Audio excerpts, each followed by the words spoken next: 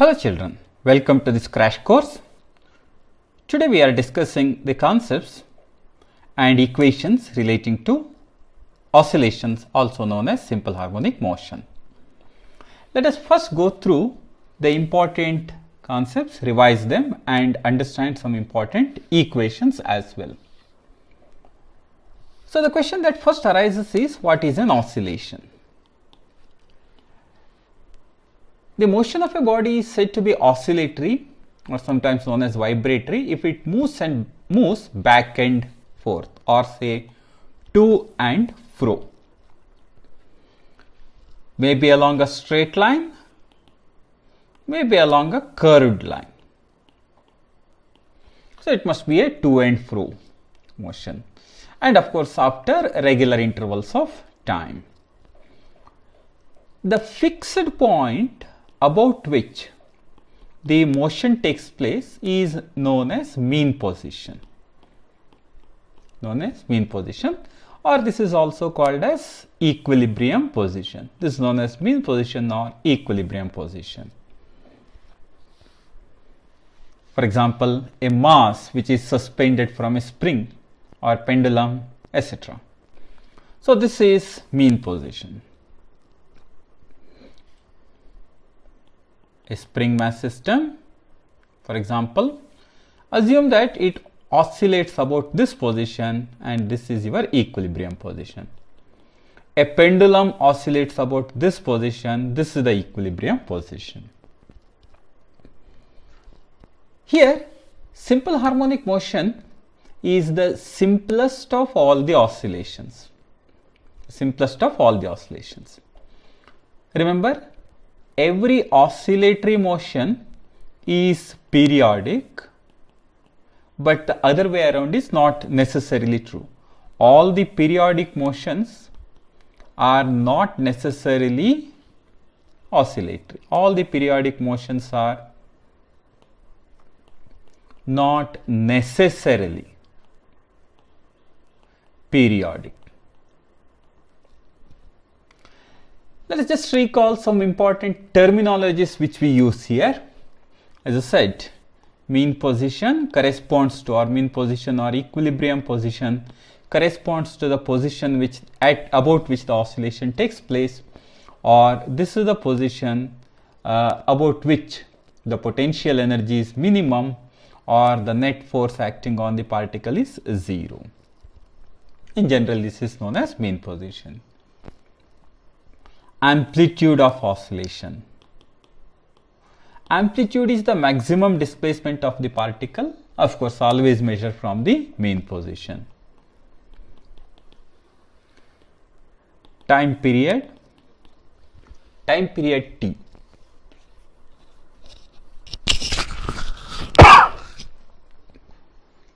Is the minimum time required to complete one oscillation.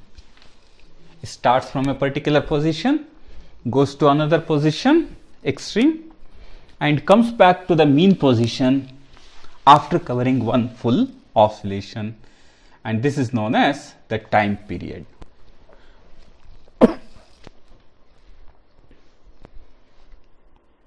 Frequency refers to number of oscillations per second.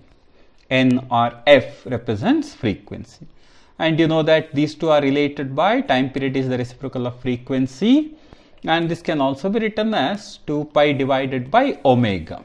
2 pi divided by omega, where 2 pi refers to the angle traced over one circle, omega refers to the angular frequency. It refers to angular frequency, and F refers to the frequency.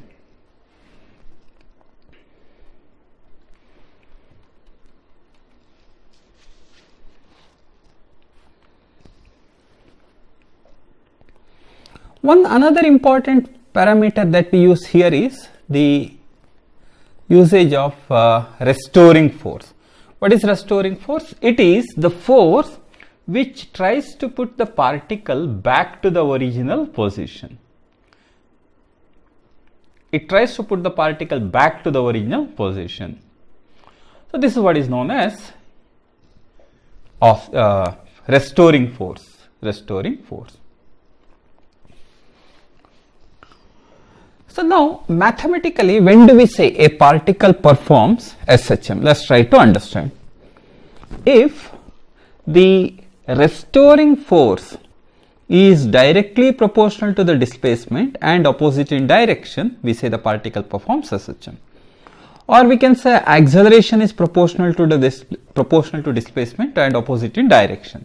We say the particle performs SHM. So the requirement for the particle to perform SHM is that acceleration should be proportional to displacement and be opposite in direction. A constant of proportionality comes into picture, which is generally represented by the symbol omega square. You all know that. And this can be rewritten as d square x by dt square is equal to minus omega square x, or we can write this equation as d square x by dt square plus omega square x is equal to 0. d square x by dt square plus omega square x is equal to 0. This is what is called as second order differential equation of SHM. Second order differential equation of SHM. And now the solutions of this equation, this is a second order differential equation. We can solve it for x. We can find out what are all the values of x which satisfy this equation. And the solutions to this equation give us what are known as equations of SHM. Remember, this is second order differential equation. So if I solve this d square x by dt square plus omega square x is equal to 0, the possible solutions are like this.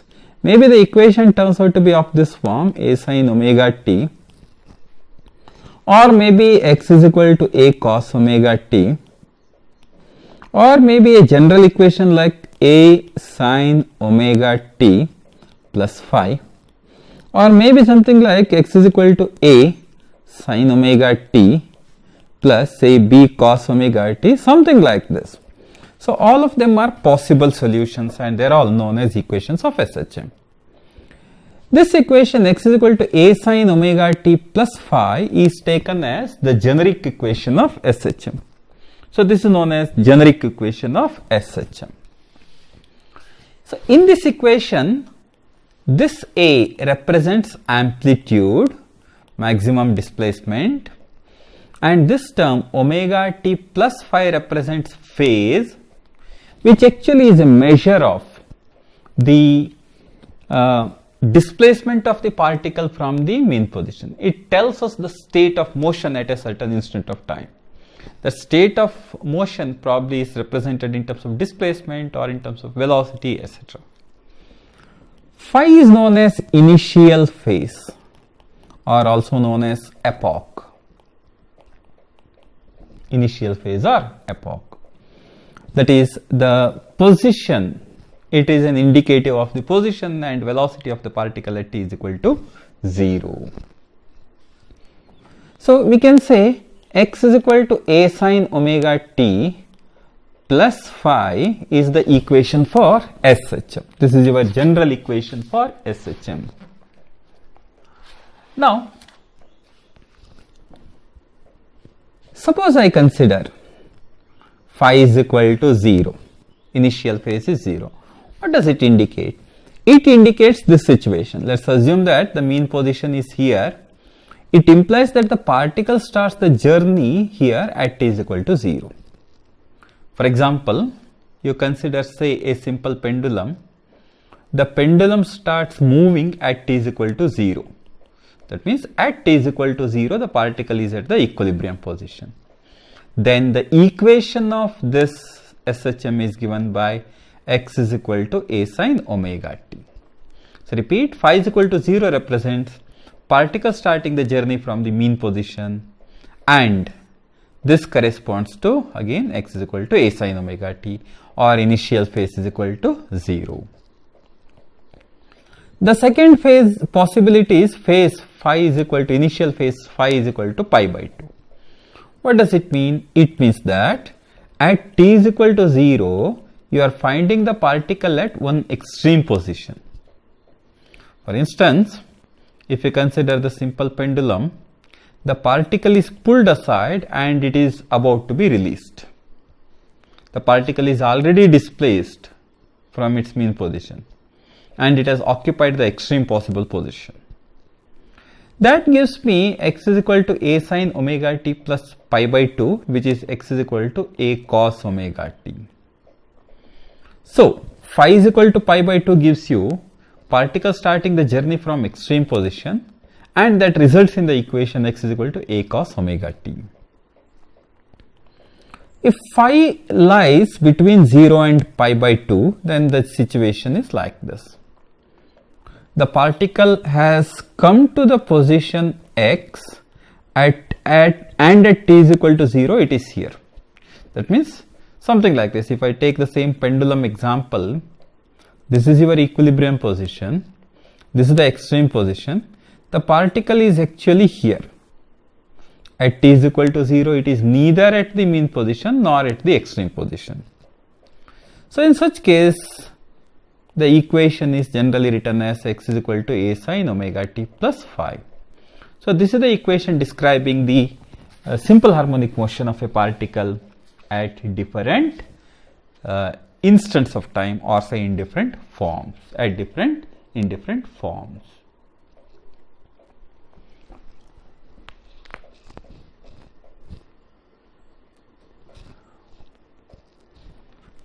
Velocity of a particle in SHM.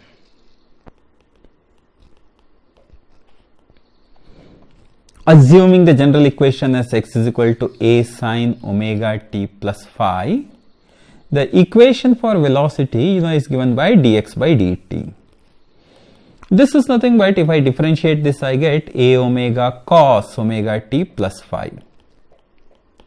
And this is nothing but the maximum velocity. I'll call it as v naught cos omega t plus phi. Thus, the velocity of the particle in SHM is given by this equation. This is in terms of time t. Suppose I want it in terms of velocity, or say position, then v naught. I can write cos as square root of 1 minus x square, right? 1 minus sine square is x square by a square. So I can write v is equal to v naught square root of 1 minus, what is it going to be? 1 minus sine square, so x square divided by a square, right? So v is equal to, we have seen v naught is equal to a omega. So if I substitute here, I'll get a omega, omega cancels root of a square minus x square. So velocity in terms of position is given by this expression. So this is in terms of position. So velocity in terms of position is given by v is equal to omega root a square minus x square. I'm sorry. V is equal to omega root a square minus x square under root. Acceleration. Again, assuming x is equal to a sin omega t plus phi, acceleration is d square x by dt square, which actually is dv by dt. So I need to differentiate what I obtained just now, that is d by dt of v naught, right, cos omega t plus phi, which gives me v naught omega, that is a omega square minus sin omega t plus phi. This is the equation, and this equation tells me this must be equal to minus a naught sin omega t plus phi. And this is in terms of time. Of course, in terms of position, it is simply given by minus omega square x. This is in terms of position. So remember this set of equations, quite useful for handling numerical problems. Let us see how to represent it graphically. Assuming x is equal to a sin omega t as my equation of SHM, then I can show x versus t graph like this. this is x and this is t. So it is a sinusoidal curve of this form, correct? Suppose I want to show v versus t graph. So this gives me v is equal to a omega cos omega t. This is nothing but v naught, right? So this is going to be v naught, and thus this is v naught. So the graphical representation is of this form. This is your v naught. By the way, this is plus a, this is minus a, this is minus v naught, right? Suppose you want to draw acceleration versus time graph. How do you do this? Now, acceleration is given by minus v naught into omega into sine omega t. This is the maximum acceleration. So the graphical representation of acceleration versus time is something like this. This is minus a naught, while this is plus a naught, acceleration being here. So you can represent the graphical, the motion graphically in this way. Any of these representations is perfectly fine, right? So remember, the acceleration, velocity, position, graphs, and their representations in terms of time as well as position. Energy of a particle in SHM. As it is a particle in motion, there is some mechanical energy associated with the system. You know, kinetic energy of the particle is simply given by half mv square, right? Half mv square. Again, assuming x is equal to a sine omega t, we have v is equal to a omega cos omega t. That's right. So what do I have? I have m a square omega square cos square omega t. This is the kinetic energy of the particle. Likewise, potential energy of the particle is given by half kx square.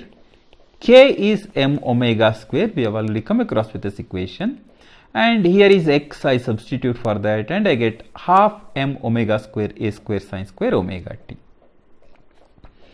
And therefore the total energy is kinetic energy plus potential energy, and that becomes half m omega square a square cos square plus half m omega square a square sine square, which actually becomes half m omega square a square, a term which is independent of time. That means in the absence of any energy loss, the total energy of the system remains constant. If there are no dissipative forces, an oscillatory particle or say particle in SHM retains its kinetic energy. The kinetic energy can also be written in terms of position. How? Half mv square, half m. V square, you know, is nothing but, we can write velocity in terms of omega square into a square minus x square. V is omega root of a square minus x square. So it becomes half m omega square into a square minus x square. This is in terms of position. These are in terms of time. Potential energy likewise is half k is m omega square x square. So notice again that total energy, which is the sum of kinetic energy and potential energy, becomes half m omega square a square. That means whether you consider time wise or position wise, it remains constant, right? So time wise or position wise, it remains constant. Now if you look at an oscillatory particle, an oscillator, let us consider its energies at different positions.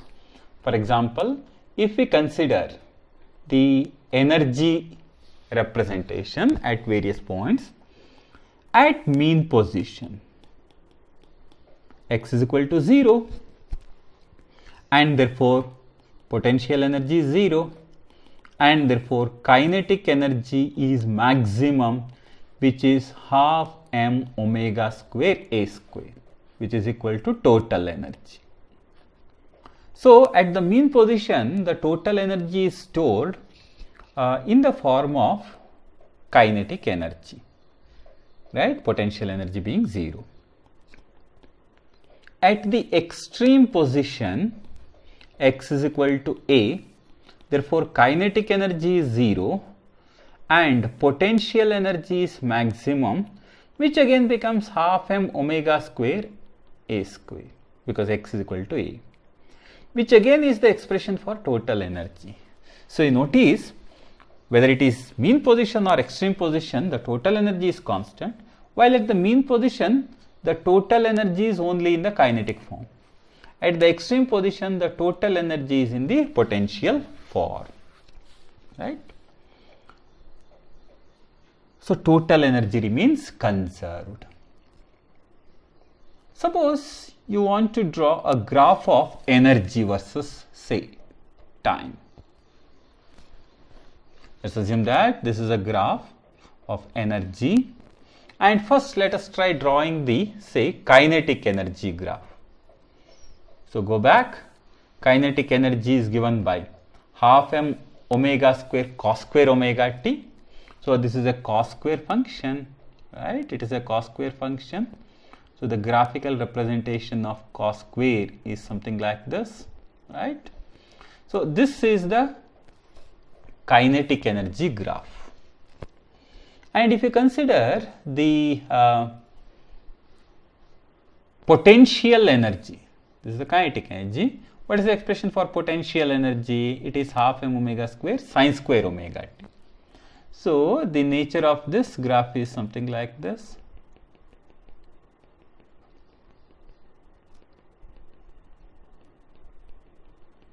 Right? So the dotted lines represent potential energy, while this represents kinetic energy. You may notice that the total energy remains constant here. Thus, if I draw the graph of energy versus time, we can show all the three in one particular graph, right? So this is how you show the energy distribution. Now here a couple of important equations are worth remembering.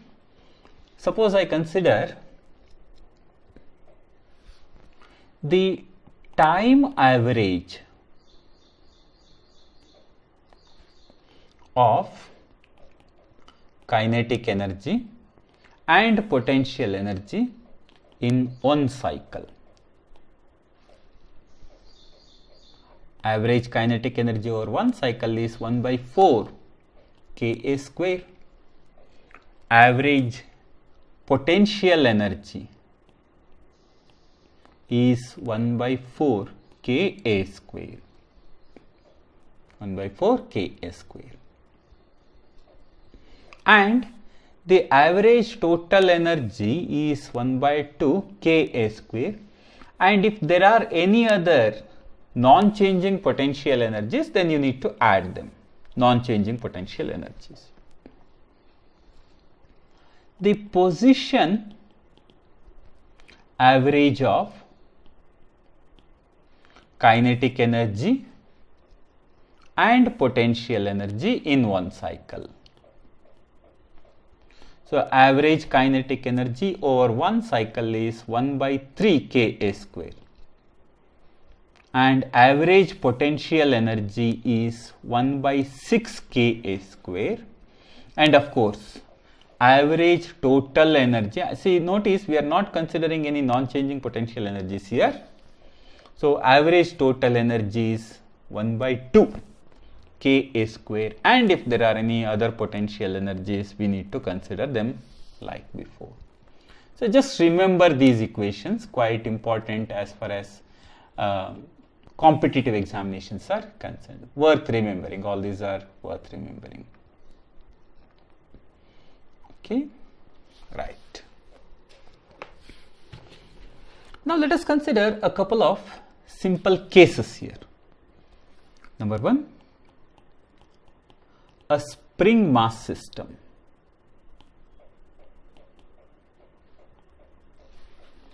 some spring mass systems. Number 1, a vertical spring mass system. Suspended like this, K, M, and the spring is light. The time period is given by 2 pi root m divided by K. A horizontal spring mass system.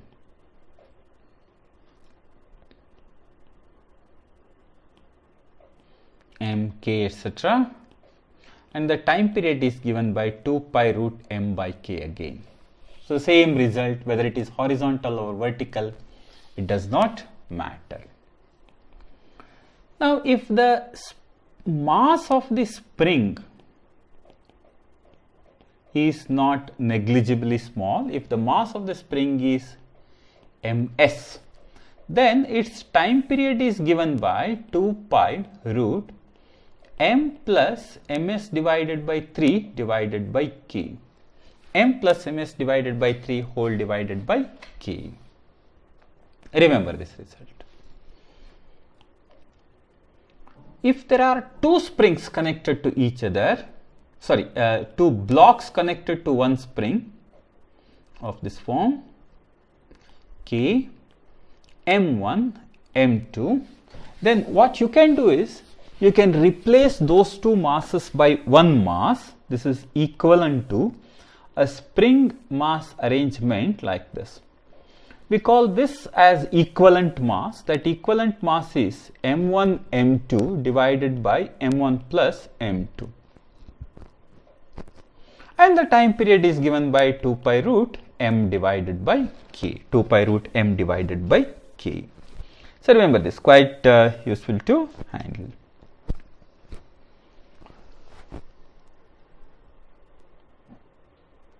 This is what is called as equivalent or reduced mass.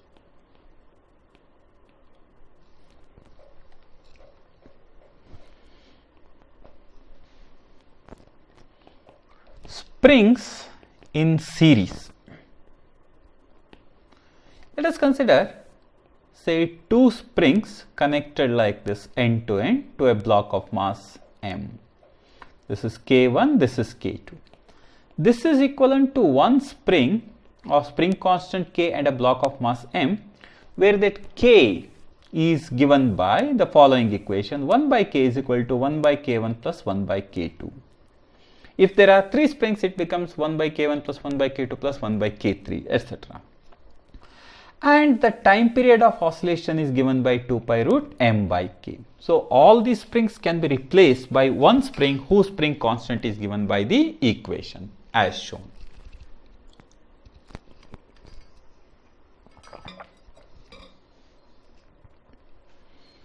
What if they are connected in parallel? Two springs, spring constants are K1 and K2, and this is equivalent to a block of mass m, spring constant K, and the spring constant K is K1 plus K2. And you can find out the period simply by using 2 pi root m by K. So this becomes something like this.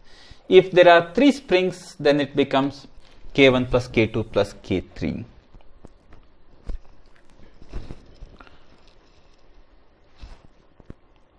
Suppose you have a spring whose spring constant is K, and this is divided into, say, n identical parts. Identical parts, I repeat, n identical parts. Then each part will have a spring constant Nk. And if we use such one part to make a simple spring mass system, then the period will be 2 pi root m divided by Nk, m divided by Nk. So remember this one. As far as a cut spring is concerned, then the idea is like this. So the question that now arises is, what if the spring is cut into unequal parts, right? Suppose the spring is cut into unequal parts, then what to do?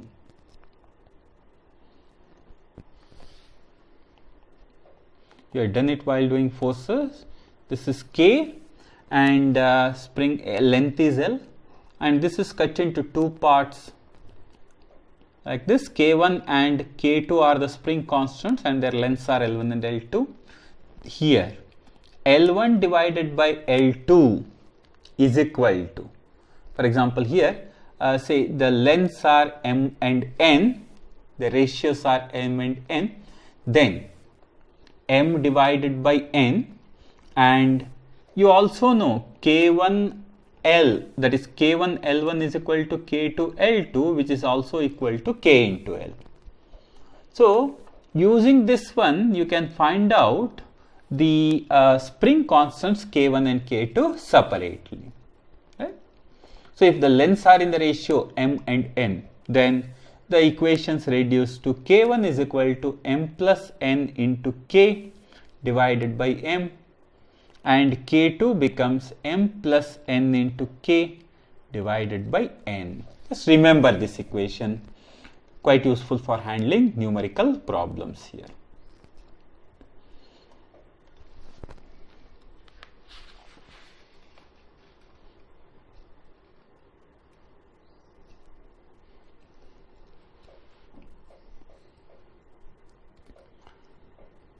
Remember, the time period of a spring mass system is independent of the acceleration due to gravity. It remains the same regardless of the position.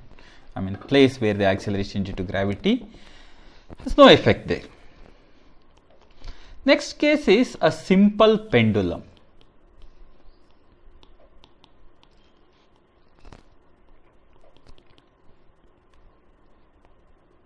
Whose length is L. When I say length L, it refers to the length between the point of suspension and the center of mass of the ball. The time period of such an arrangement, is given by 2 pi root of L divided by G. Very simple thing. Suppose I consider, as you can notice, the time period is directly proportional to length and it is inversely proportional to the acceleration due to gravity. Now let us consider a couple of important cases here. Suppose length of the pendulum is comparable with radius of Earth. This is one of the important types of questions which is asked again and again. Then the time period is given by 2 pi root 1 divided by G into 1 by L plus 1 by R. Remember this equation. If L is much greater than R, then the time period becomes 2 pi root R by G, and that becomes 84.6 minutes. If L is approximately equal to R, then T dash, or say the time period, becomes 2 pi root R divided by 2G, and that is close to 1 hour. So remember these simple results as far as the period of oscillation of a simple pendulum is concerned.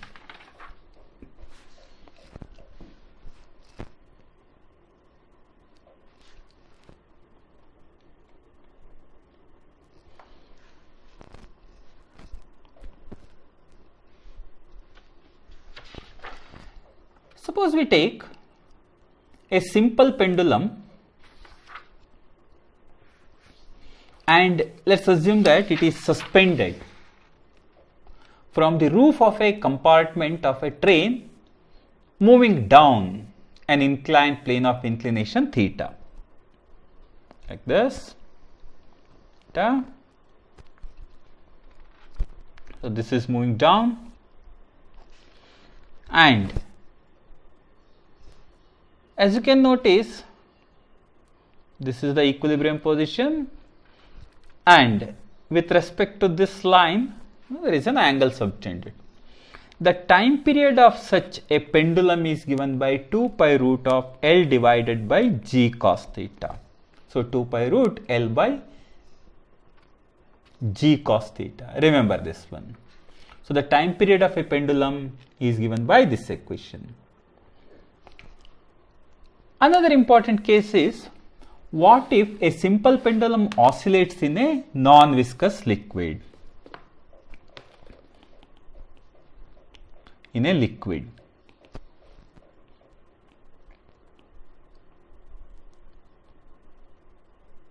Let's assume that this is moving inside liquid. So I can show everything inside the liquid here. The liquid is of density sigma c, and rho is the density of the material of the bob. Then the time period is given by 2 pi root L divided by 1 minus sigma divided by rho into G. Clearly, we need to take the upthrust and we need to simplify this one, right? One of the important examples of a simple pendulum is what is called a seconds pendulum. What is a seconds pendulum? It's a pendulum whose period is 2 seconds and therefore the length is nearly equal to 1 meter on the surface of Earth. That is what is called as seconds pendulum. Along with that, we also have what is known as physical pendulum.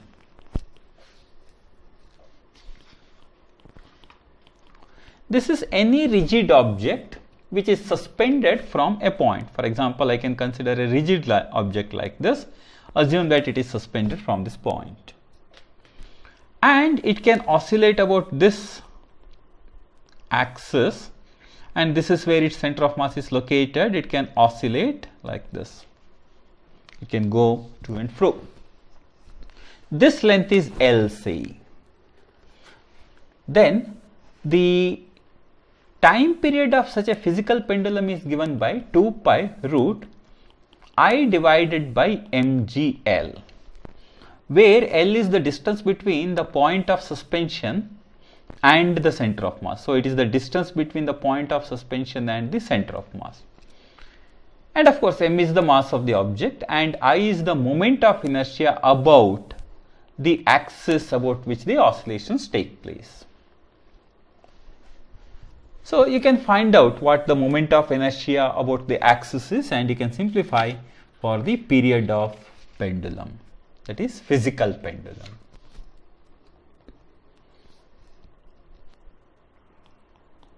Conical pendulum.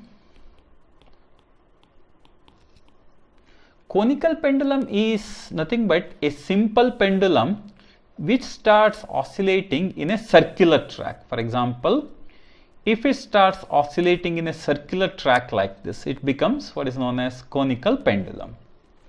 If this height is h and if this angle is theta, this is L and the mass is m, then the time period is given by 2 pi root L cos theta divided by G, or this is 2 pi root h divided by G. Remember the result? The time period of a conical pendulum is given by this expression.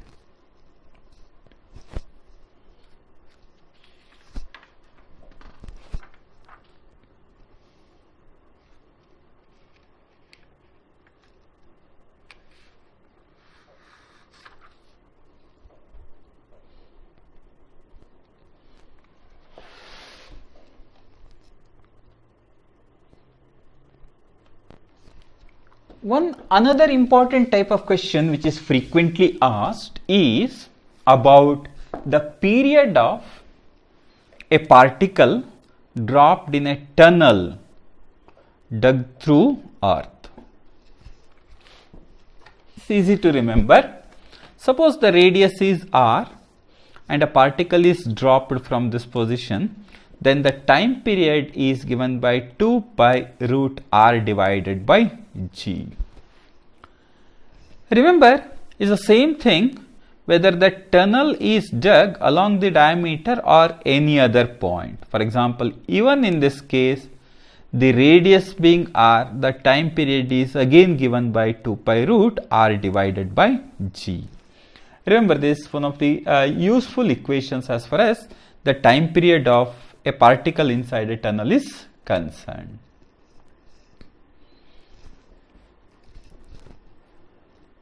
Suppose we consider a simple pendulum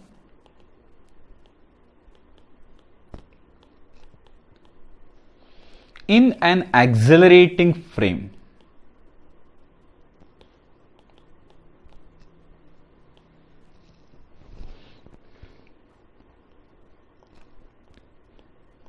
Let's assume that this entire system is accelerating up. First, let's consider accelerating up.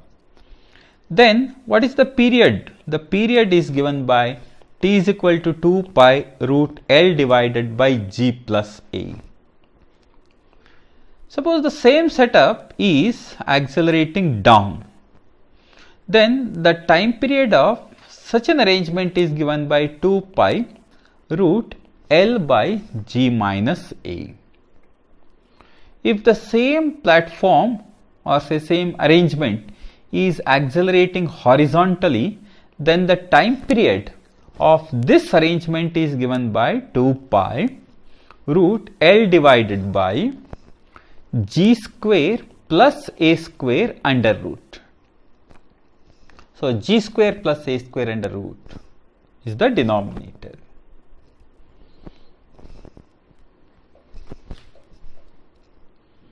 Suppose we consider SHM of a cylinder containing ideal gas with a piston system. For example, you can just visualize this. There is a cylinder fitted with a piston. A is the area of cross section, V naught is the volume of the gas, and M is the mass of the piston, and B is the bulk modulus of the gas. Then the elastic force is developed due to bulk elasticity of the gas. So we can actually write it like this. This is basically delta P divided by delta V by V naught with a negative sign, of course. And we can find out the restoring force. This turns out to be minus B A square divided by V naught into X. And therefore the time period becomes 2 pi root M divided by B A square divided by V naught. So these equations are worth remembering. Or if you consider SHM of a floating body,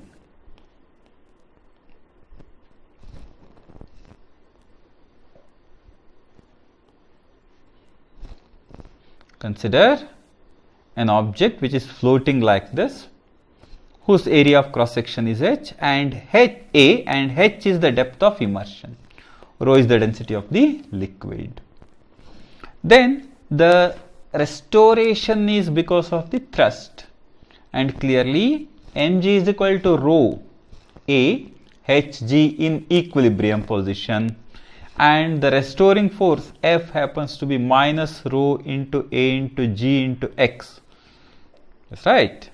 So this is nothing but volume into density is mass mg, and that gives you the time period as 2 pi root h divided by G. So if h is the depth of immersion in the equilibrium, then the time period is given by this equation.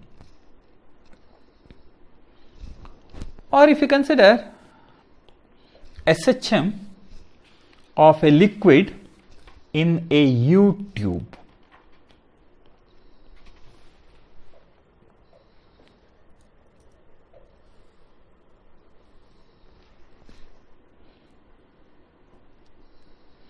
like this. Let's assume that the liquid is occupying this height. Then the time period is given by 2 pi root h divided by G. In this case, the restoration is basically because of the extra additional force, or say additional force because of the pressure. The extra pressure difference is responsible for this idea.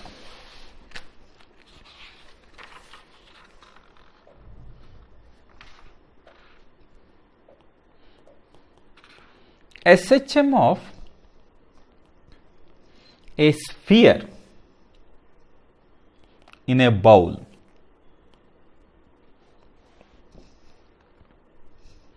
Just assume this case, this bowl is of radius r and this is of radius a small r.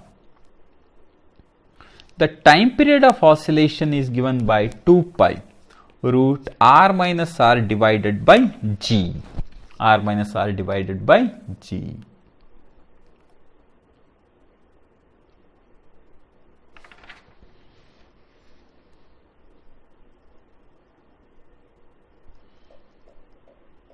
So these are some important equations as far as SHM is concerned.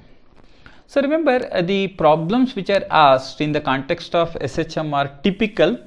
Many times they ask you to calculate the time period of oscillation of a given system, and the idea is to get the restoring force, and that restoring force gives rise to the calculation of the time period or the calculation of the frequency, and that's how we solve the problems based on those concepts.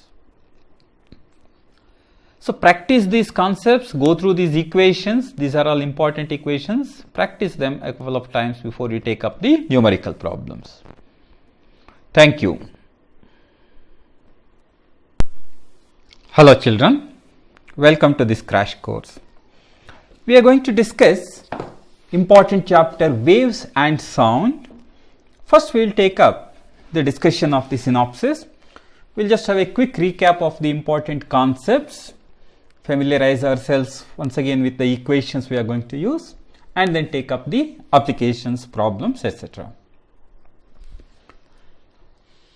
You know, waves can be classified into various types based on different parameters. Based on the medium, necessity of the medium, we have mechanical waves and non-mechanical waves or electromagnetic waves. Based on the propagation of energy, we have progressive wave and stationary or standing wave. And based on the vibration of the medium, direction of vibration, we have transverse, longitudinal. And based on the direction of energy propagation, we have 1D, 2D and 3D waves. So these are simple classifications based on different parameters. Suppose we go back, in the case of mechanical waves, a medium is required. In the case of non-mechanical waves, no medium is required. If there is a progression of energy, if energy is transferred from one place to another, it is a progressive wave. If the energy is confined in a part of the medium, it is stationary. In the case of transverse waves, the particles of the medium move in a direction perpendicular to the propagation of energy. For example, waves on a string. In the case of longitudinal waves, the propagation direction and energy propagation are same, parallel. For example, sound. One-dimensional waves, as the name suggests, these are the waves traveling along a particular direction. Waves on strings, etc. 2D, for example, surface waves or say ripples on water, etc. 3D, sound, light, etc. are the examples for these. We are actually considering the wave which is basically a plane progressive wave. That's our topic of discussion, plane progressive wave. The general wave equation is written in the following form: y is equal to a sine omega t minus kx, where k is 2 pi by lambda, called as wave number, and of course omega is 2 pi divided by t, angular frequency. The differential equation of a wave is represented like this: dou square y by dou x square is equal to 1 by v square dou square y by dou t square. That means if any function, any continuous function of y, satisfies this equation, then we call it as a plane progressive wave or wave. The wave velocity, also known as phase velocity, is nothing but the velocity at which the particles, energy propagation takes place. So dx divided by dt, that's given by omega by k, of course. And the particle velocity, that's the velocity at which the particles oscillate, is given by Vp, which actually is dy by dt. That is given by a omega cos omega t minus kx. So this wave velocity v is also given by f lambda, as you all know. Particle velocity is related to phase velocity or wave velocity through this equation. Vp is equal to minus v into slope of y versus x graph. So this is minus v into dy divided by dx.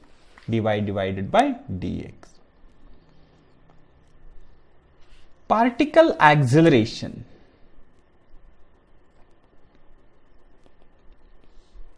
Particle acceleration AP is dou square y by dou t square, which is minus omega square a sine omega t minus kx, which is minus omega square y.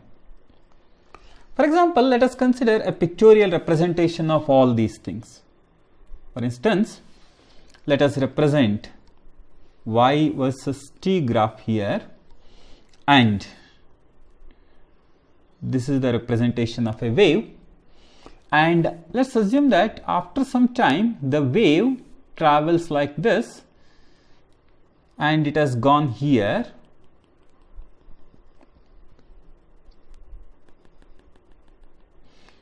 So this is the situation after some time. So if you look at it, and if I consider a couple of particles, particle 1, particle 2, particle 3, particle 4, etc., you notice that for particle 1, its velocity Vp is in the downward direction and its acceleration is in the downward direction. What about, because you can notice that it has come down, right? For particle 2, Vp is in the upward direction while its acceleration is still in the downward direction. Acceleration is still in the downward direction as it is in the upper quadrant. So third one, for the particle 3, Vp is in the upward direction while the acceleration is in the upward direction. And for the particle 4, Vp is in the downward direction while the acceleration is still in the upward direction. So remember this pictorial representation as far as the velocity and accelerations are concerned. We can also show one more relation between them. For example, if I consider the representation of a wave like this, you notice that this corresponds to one wavelength and this corresponds to half wavelength, and this also corresponds to one full time period, right? Time period. And this corresponds to half time period, or say half time. This corresponds to an angle pi, this corresponds to an angle 2 pi. Thus, you notice that an angle of 2 pi corresponds to a time of t which corresponds to a wavelength or say distance lambda. Suppose we consider any arbitrary point, for example this is the point under consideration, which corresponds to a phase of phi or say delta phi we will call, and corresponds to x, and let's assume that t is the time. Then we can say delta phi corresponds to t and that corresponds to x. So the relation is simple. Delta phi divided by 2 pi is equal to x divided by lambda, that's equal to what is it going to be? It's going to be t divided by t. T divided by t. So using this you can relate the phase difference and the path difference very easily. A very simple relation.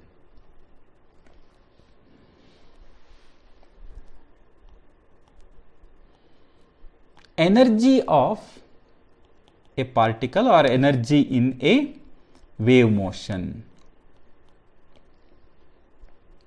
Some of the important equations are here. Kinetic energy per unit volume of the particle or say the wave is given by half into delta m divided by volume whole square into particle velocity square. This can be written as half rho into Vp square, that is half rho into omega square a square cos square omega t minus kx. And potential energy per unit volume is given by half rho v square into dy divided by dx whole square, which is half rho omega square a square into cos square omega t minus kx. And the total energy per unit volume, which is the sum of these two, is half rho omega square a square cos square omega t minus kx, and if you add them we get that half and half add up, giving us rho omega square a square cos square omega t minus kx.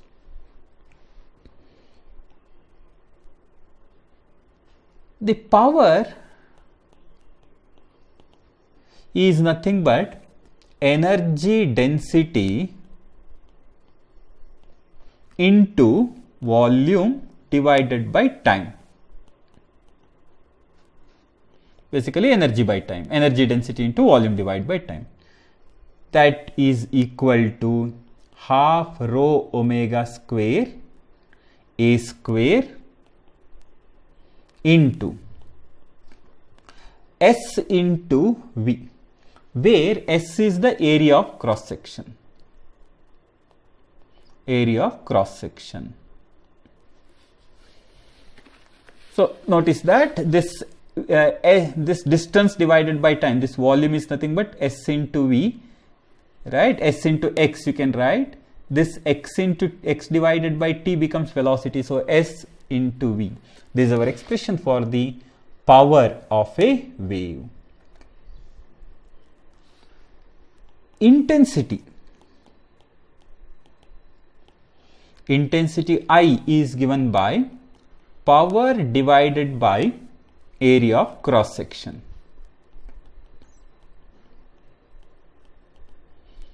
And that is equal to half rho omega square a square v square. Half rho omega square a square v. Sorry. This can also be simplified. You can write as half rho. This is 2 pi f whole square into a square into v. So you can simplify it and write it in terms of frequency as well.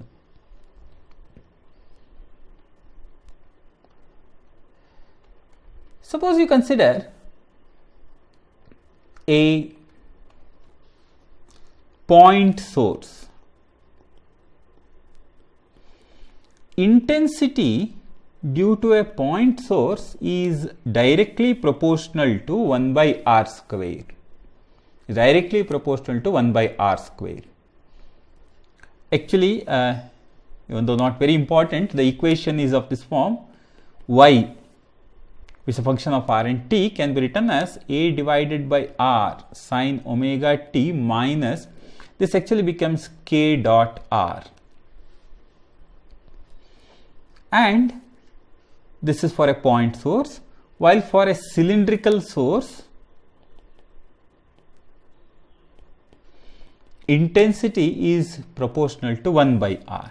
So for such a case, the representation is of this form: y r of t is equal to a by root r sine omega t minus k dot r. And for a plane source, I is independent of r, constant. So y r t is constant here, sine omega t minus k dot r. So the expression for the intensity due to waves of different types is given by this important expression. Suppose I consider a transverse wave, speed of transverse wave. One of the important concepts. Suppose I consider a wave which is traveling along a string, and assume that the tension in the string is T and mu is the mass per unit length. Then the wave velocity, or say speed of the transverse wave, is given by T divided by mu under root. So V is equal to square root of T divided by mu, where T is the tension in the string and mu is the mass per unit length. Observe a very important thing here. Here our assumption is that the tension is same everywhere. For example, if I consider a string which is suspended with a mass attached at its lower end, the tension is assumed to be same everywhere, same tension everywhere. But if I consider a heavy string, for example, a thick string, the string is thick, and in such a case, the tension is different at different points. The tension is different at different points. So in such a case, I have to find out the tension at a point, and I have to find out what velocity of the wave is at that point. So understand that tension being different at different points, it gives rise to velocity being different at different points. That should be kept in mind. One of the very important concepts to be kept in mind is regarding this.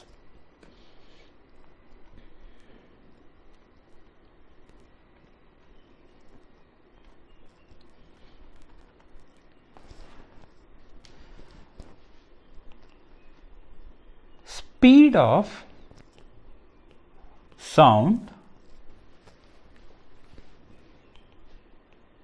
a longitudinal wave, that is longitudinal one. The velocity of sound is given by square root of E divided by rho, where E is the elasticity and rho is the density. So what this is basically modulus of elasticity. E refers to modulus of elasticity divided by rho. Now in the case of solids, this becomes Young's modulus, and in the case of fluids, E is nothing but bulk modulus. Therefore, we have V is equal to square root of Y divided by rho, or in this case it is root of B divided by rho. There are two different versions of the formulae for speed of sound in a medium. What are those? The first is what is called as Newton's formula for speed of sound, according to which velocity is given by P divided by rho.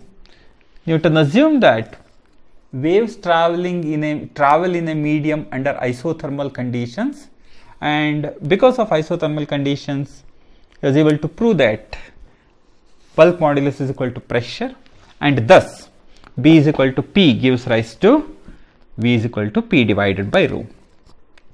But it was later verified that the experimentally obtained value and the theoretically obtained value are not in agreement with each other, and thus a correction was required, which was provided by Laplace.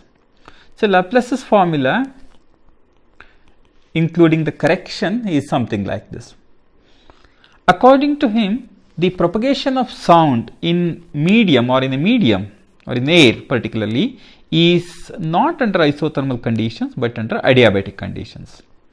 So if it is an adiabatic propagation, then B is not equal to P, B is equal to gamma P.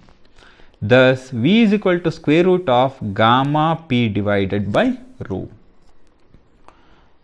And this equation provided the correct picture of the speed of sound in a medium, and it gives, or it is in agreement with the experimentally obtained value as well. This equation can also be written in a slightly different format.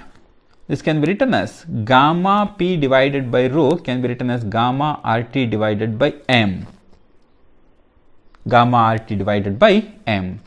You know that Pm is equal to rho RT, right? So P can be written as rho RT divided by M, hence gamma RT divided by M. So the speed of sound appears to depend on several factors. Number one, if you look at pressure, you know, pressure has no effect. Why? Because P by rho is constant at a, so P by rho, if you look at it, it is constant at a given temperature. Therefore, if you change the pressure, density also changes accordingly, keeping the temperature constant. And velocity of sound, speed of sound is directly proportional to absolute temperature, root of absolute temperature, I'm sorry. Humidity also has an effect here. How does it affect? As the humidity increases, what happens? The presence of water content also increases, right? And thus M decreases, effective M decreases, and speed of sound also increases. So velocity of sound increases due to the presence of moisture or say humidity. So these are the expressions for speed of sound in different medium. First of all, in say solids, under the condition of transverse wave. Second is under the condition of longitudinal wave. With this, let us now look at one of the very important applications, that is interference of waves.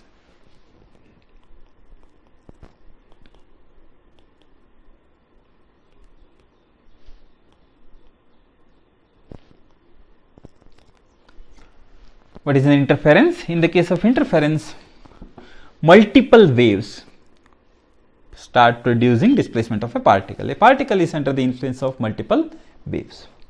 Let's assume that two waves here given by y1 is equal to a1 sine omega t minus kx and y2 is equal to a2 sine omega t minus kx superimpose, they interfere.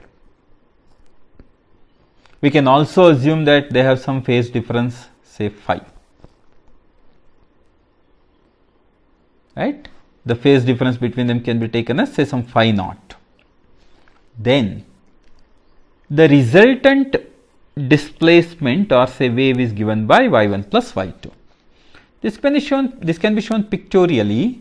This is first wave, and if I use phasor diagram, this is how I represent a1 and this is a2, and the phase difference between them is phi naught. So clearly I can make use of parallelogram law to find out the resultant.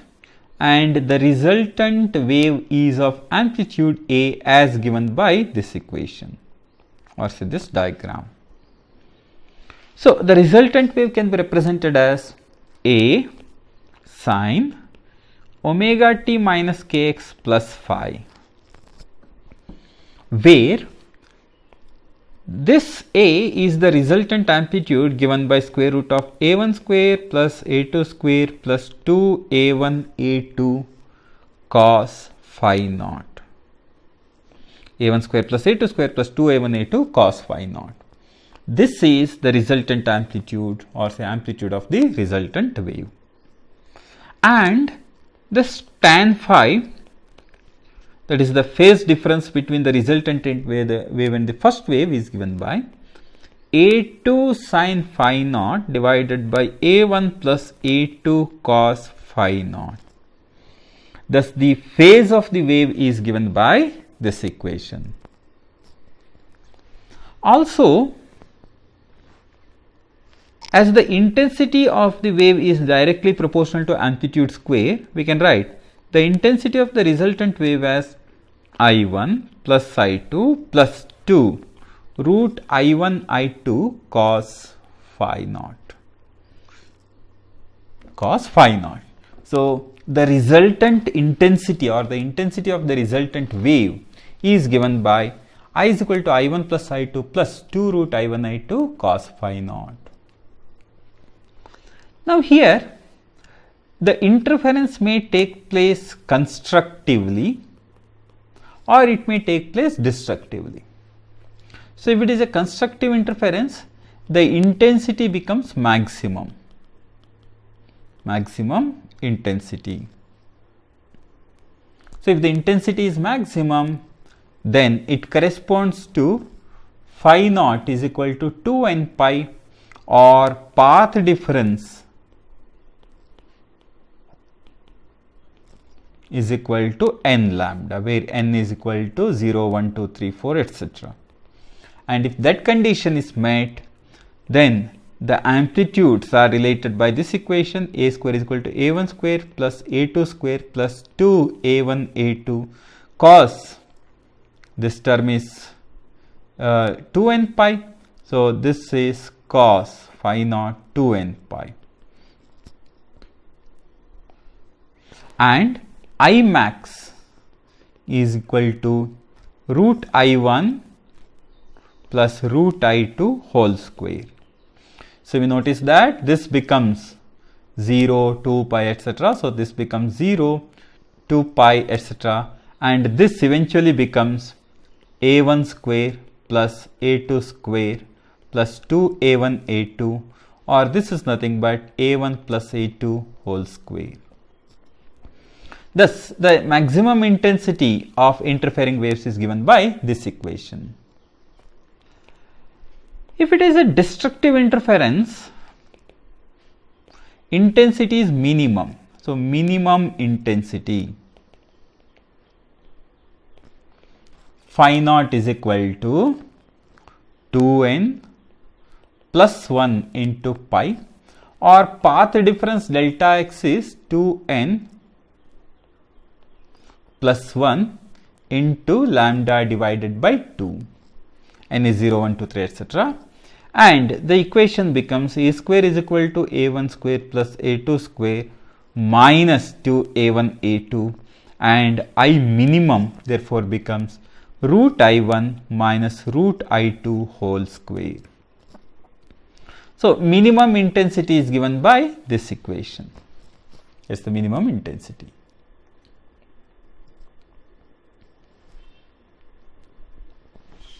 One another important terminology which is quite commonly used is what is known as degree of hearing, or degree of hearing, or the contrast ratio, which is nothing but I max minus I minimum divided by I max plus I minimum into 100.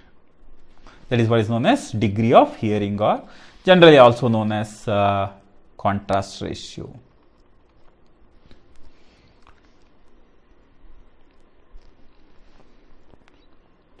Whenever a sound is incident on a surface, it undergoes reflection as well as refraction.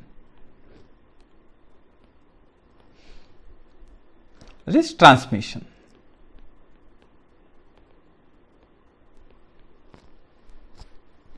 Let's assume that there are two media here, medium 1 and medium 2. This is the interface. This is medium 1. This is medium 2.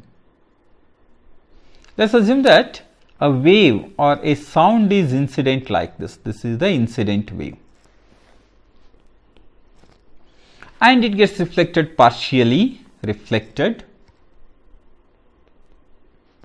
And it is also refracted, transmitted like this.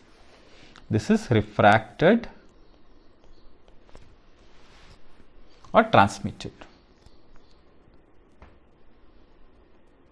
Now, suppose I consider the velocities to be v1 and v2 in those two respective medium, then the general representation of the waves is like this. y1 is equal to a1 sine omega t minus k1x. This is the incident wave. And in this case, the amplitude of the incident wave is ai, that of the reflected wave is ar, and the transmitted wave is say at. If we call them, then we can write a couple of important equations here. Number one, remember the frequency remains unchanged. Whenever a wave travels from one medium to another medium, the frequency remains unchanged. Second is amplitude of the reflected wave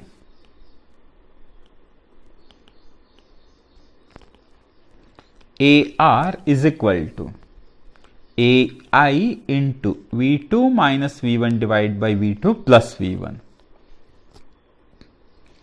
While amplitude of the transmitted wave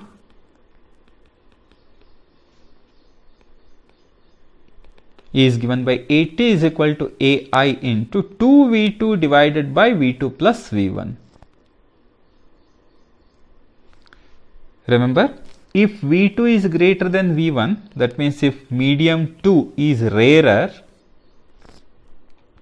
then AR, that is the amplitude of the reflected wave, is greater than 0. That means there is no phase change. However, if V2 is less than V1, that means if medium 2 is denser, then AR is less than 0. That means there is a phase change by pi, of course, for the reflected wave. I mean, AT is always positive. Whether V1 is greater or V2 is greater does not matter. AT is always positive, and thus what happens is that the phase of the transmitted wave always remains unchanged. The phase of the transmitted wave always remains unchanged. Remember, the transmitted wave is never inverted. This is because of the following simple thing.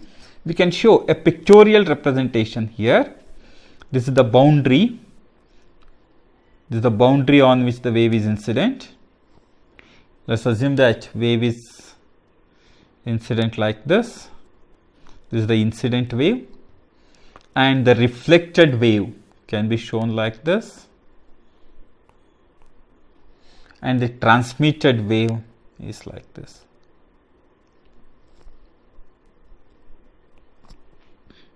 Remember, this is rarer, this is denser. This is rarer and this is denser. Suppose the wave travels from denser to rarer. Let's see what happens.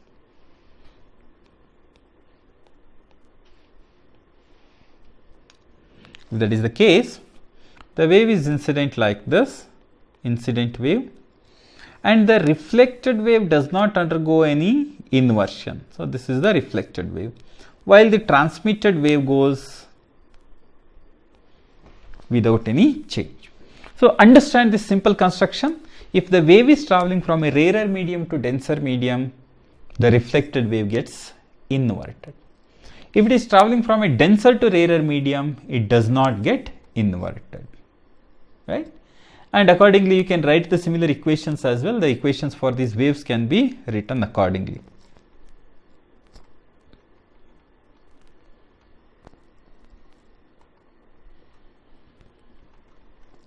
Based on these ideas, we can think of the discussion of the stationary waves.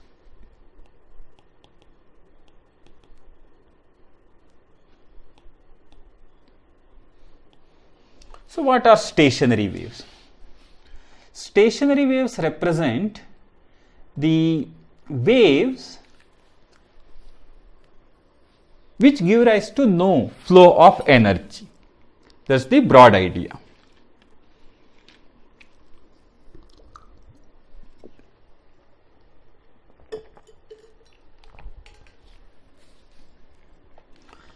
When two waves of same frequency and amplitude travel in opposite direction at the same speed, of course, this is one wave and this is the other wave.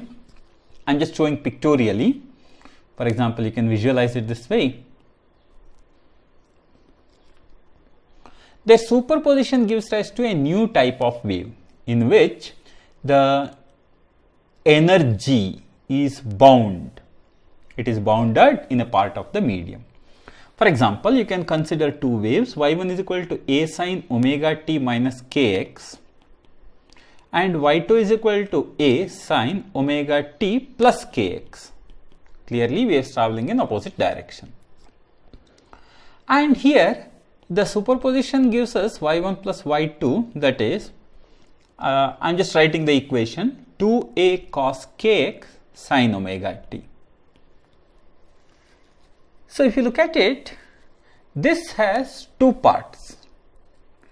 One part is the varying amplitude part, the other is the time part. That means different parts of the medium have different amplitudes at a given instant of time. That means the amplitude of a given point is perhaps different from the amplitude of the other point. Thus, if we consider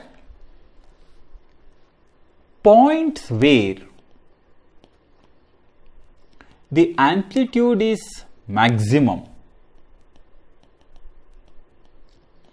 that corresponds to cos kx is equal to 0, or we have x is equal to lambda by 4, 3 lambda by 4, 5 lambda by 4 and so on.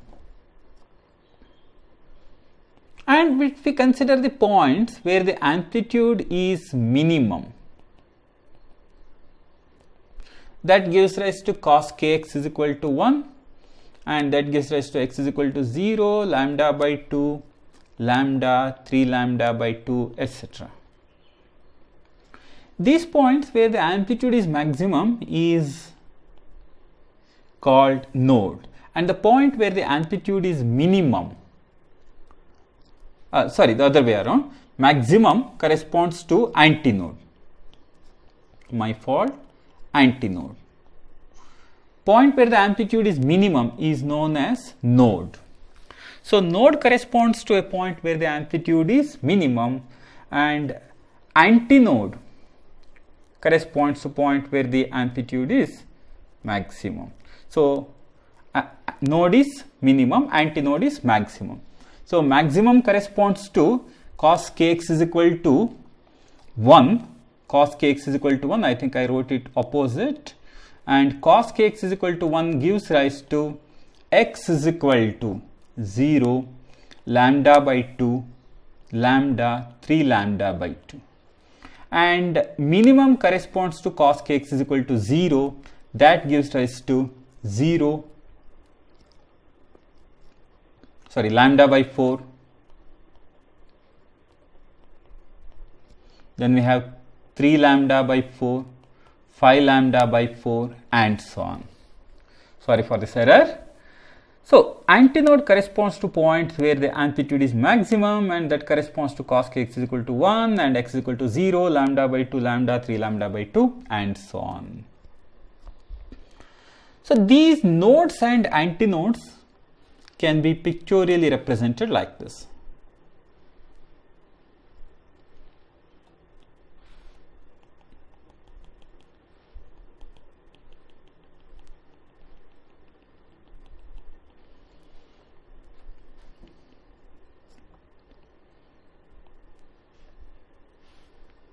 These points where the amplitude is minimum is node.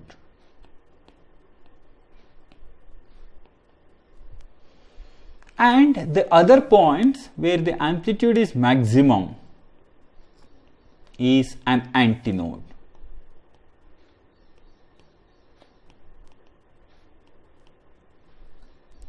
Is an antinode.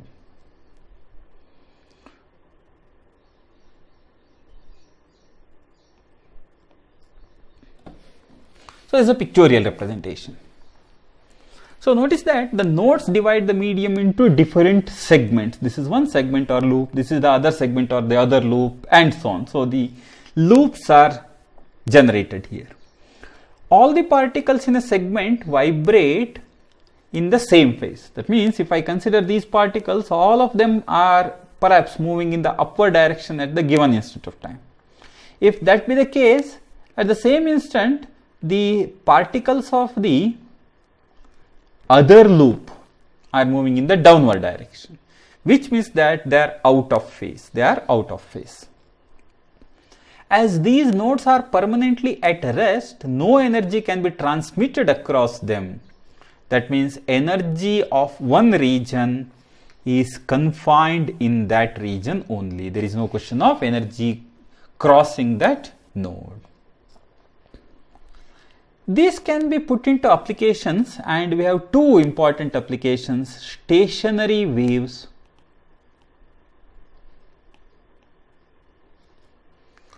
on a stretched string. First one, stationary waves on a stretched string. Second, stationary waves in an air column. First of all, let us consider a string which is fixed at both the ends. You know, fixed ends are nodes, they can't oscillate. So, if I set this into oscillations, I expect a node here, I expect a node here, and clearly an antinode has to be present in between. So, this is the mode of oscillation. And if L is the length of this string, it is clearly equal to lambda by 2. And this frequency is V divided by 2L. V, you know, is given by square root of T divided by mu divided by 2L. So, 1 by 2L square root of T divided by mu. And this is what is called as fundamental mode or first harmonic. First harmonic. Let me consider the same string. In the next mode of oscillation, I am expecting a node here, I am expecting a node here, and I am expecting one node in between, and this becomes an antinode, this becomes an antinode. So, the next mode of oscillation can be shown like this. So, this time the frequency can be written like this. This is F1, this becomes F2 is equal to V divided by, as you can notice, L is equal to lambda now, V divided by lambda, that becomes 2 times 1 by 2L square root of T divided by mu. And this is called as first harmonic, second harmonic first overtone. Second harmonic or first overtone. In the next mode of vibration, I am expecting clearly 3 loops.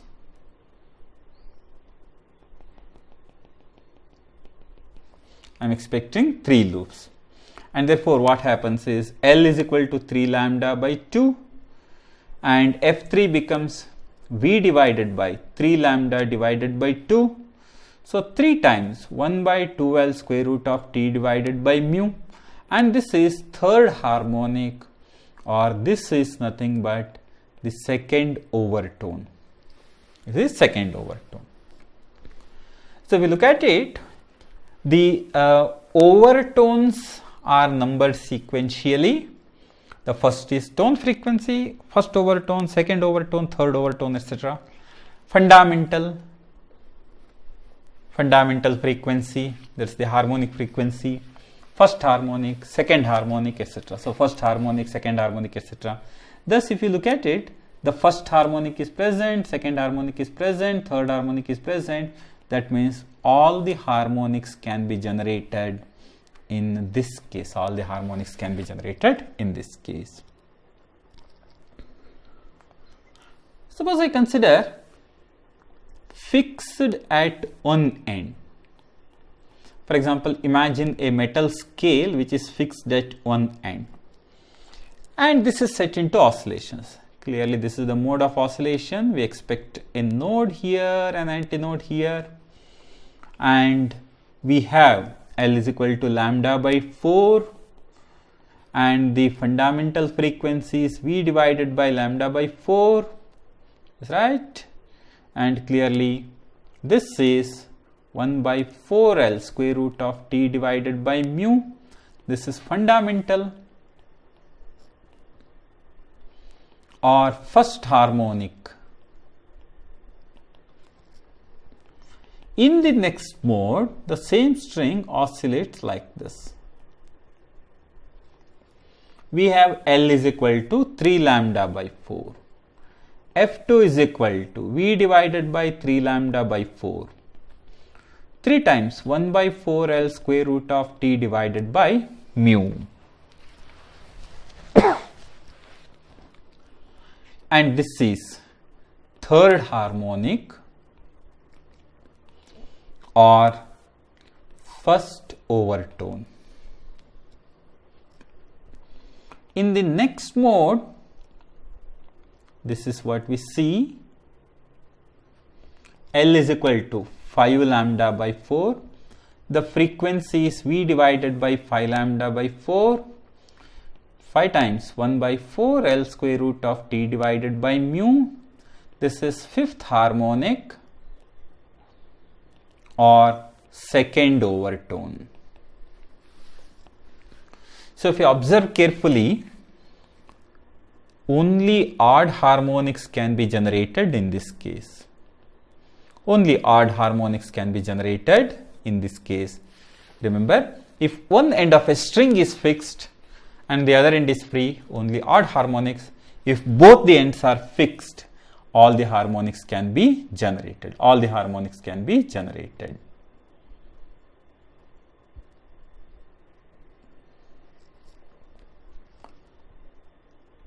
Suppose I consider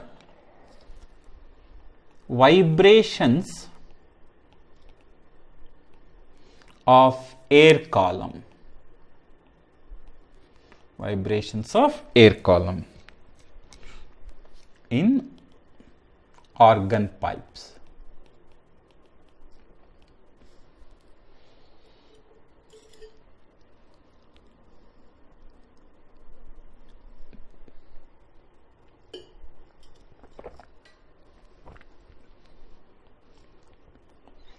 First, let me consider open pipe. So here is an open pipe, and in the fundamental mode, when I say open pipe, remember both the ends are open, and clearly this the air column here can oscillate to maximum antinode, and thus we can represent the wave like this. So L is equal to lambda by 2. So frequency is V divided by lambda is equal to 2L, right? So in this case, L is equal to lambda by 2. So lambda is equal to 2L. This is what is called as fundamental frequency or first harmonic. In the next mode of vibration, we see a situation like this.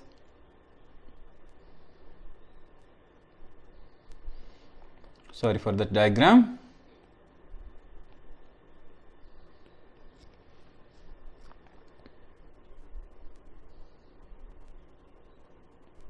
Something like this.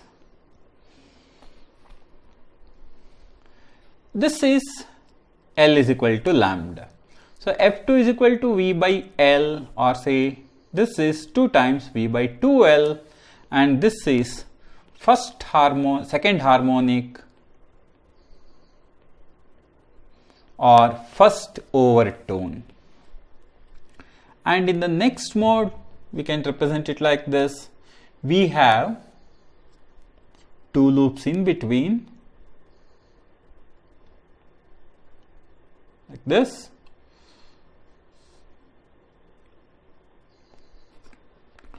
Now this time, so clearly it's going to be L is equal to 3 lambda by 2, and thus F3 is equal to 3 times V by 2L, that is third harmonic or second overtone. So you can go on developing this logic like this, and you may observe clearly that first harmonic is present, second is present, third is present. So all the harmonics can be generated here in the case of an open pipe. In the case of an open pipe, all the harmonics can be generated. What if I consider a closed pipe?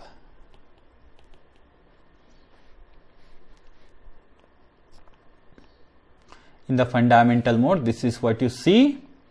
L is equal to, what is it, lambda by 4. So fundamental frequency is V divided by 4L. This is nothing but first harmonic. Likewise, you can go and writing the frequencies. This becomes V by 4L 3 times. This is third harmonic, first overtone. Next is going to be fifth, 5 times V by 4L, fifth harmonic, second overtone, etc. So you can notice that only odd harmonics can be generated in the case of a closed pipe. Only odd harmonics can be generated in the case of a closed pipe.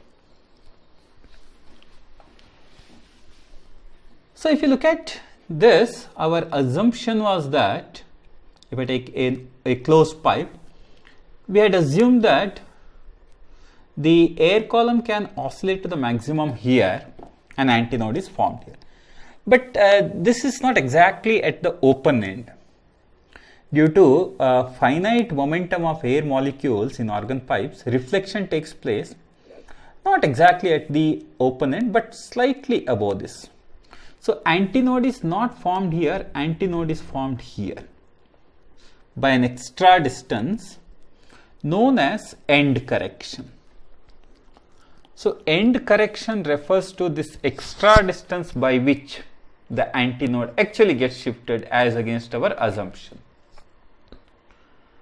This end correction E is given by 0.6 times R, where R is the radius, or we can write as 0.3 times diameter.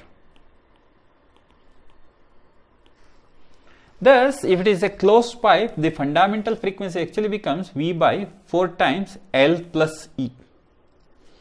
And in the case of an open pipe, I have to consider the end correction at both the ends, and therefore it becomes, for the open pipe, it is V divided by 2 times L plus 2E. So remember this important information as far as the end correction is concerned.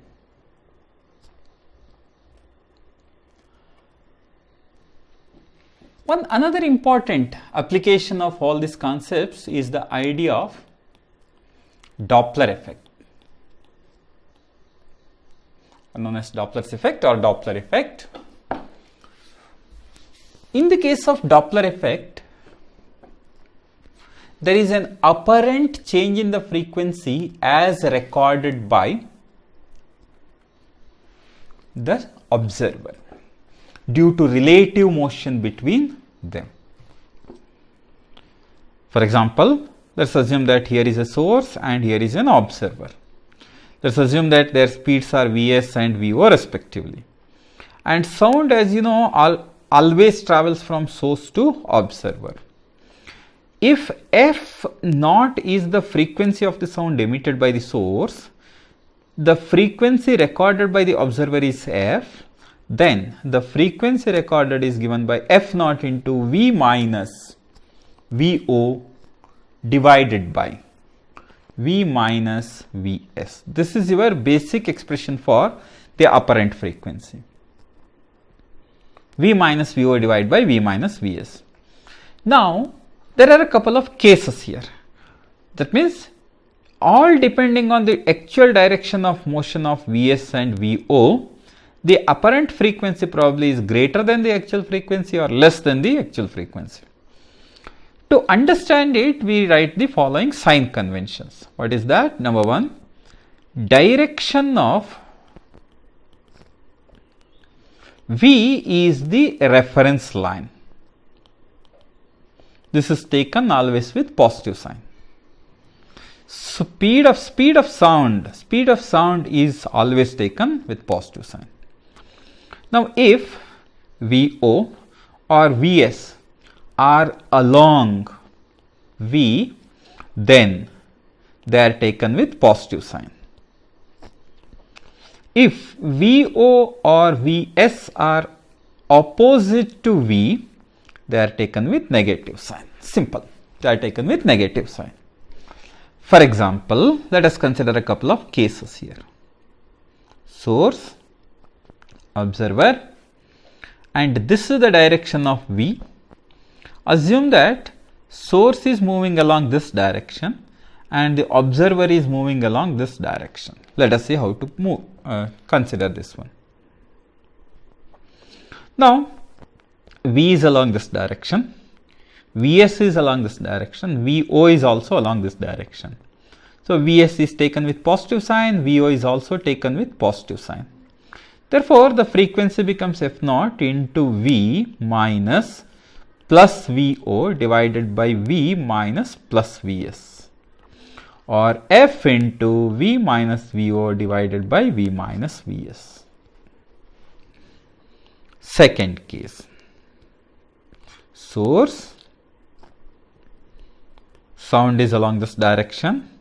This time let us put the observer along this direction, source is moving along this direction. F is equal to, let us see, I am writing this equation directly, F naught into V minus, what should be the sign of Vo? Should it be positive or negative? Yes, it should be negative as it is against V. So, minus V naught divided by V minus. What about the sign of Vs? Plus, so clearly this is F naught into V plus Vo divided by V minus Vs. One more case. This time, source is made to move along this direction, while the sound is still along the same direction. Observe, sound is always from source to observer. And let me put Vo along the opposite direction. What is the the apparent frequency? F naught into V minus Vo, Vo is positive, divided by V minus Vs. What about the direction of Vs? Again, so it is V plus Vs, as it is moving against the direction of V. So, hope the idea is clear. These are different cases. You can solve the problems based on these equations directly. It's actually very simple, looking at the sign convention and solving the problem. But sometimes it may so happen that the directions of motion are not along the same straight line. Let us see what to do. For example, let's assume that here is a source and at an instant of time the observer is located here. And the source is moving along this direction. That's the direction of speed of sound, and that's the direction of speed of source also.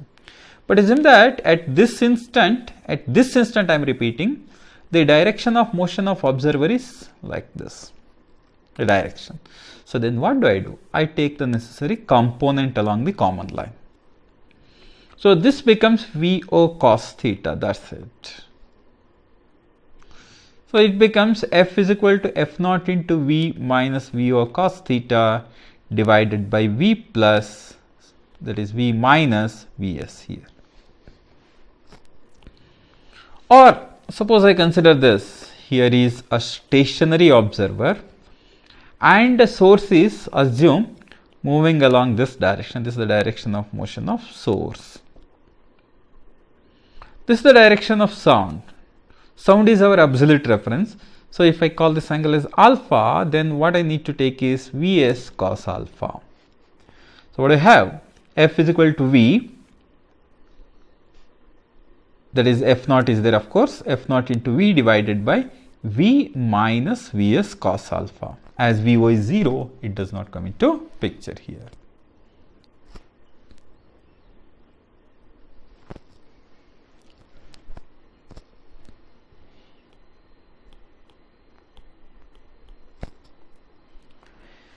Beats. When two sound waves of nearly same frequency or equal frequency, those frequencies are nearly equal to each other, but they are not exactly equal to each other of course. They travel along the same direction, then at a given point, because of the superposition, the intensity changes with time of course, increases and decreases periodically. This periodic waxing and waning of sound is called as beat frequency. This is known as beat. The process is called as beat. So you have sound of frequency F1 and another sound of frequency F2. And the waves are traveling along the same direction. This is of frequency F1, this is of frequency F2.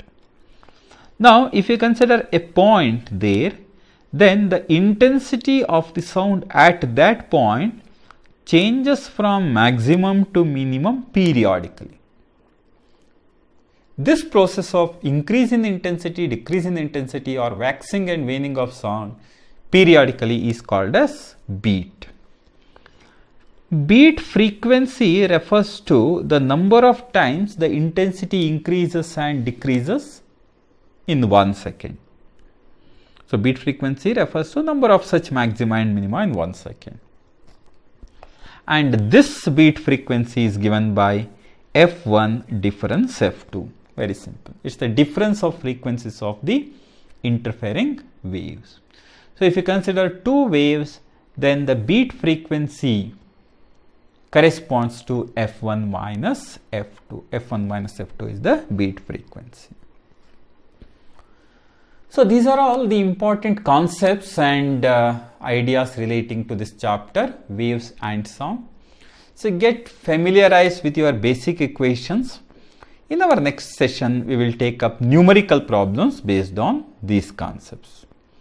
Thank you very much.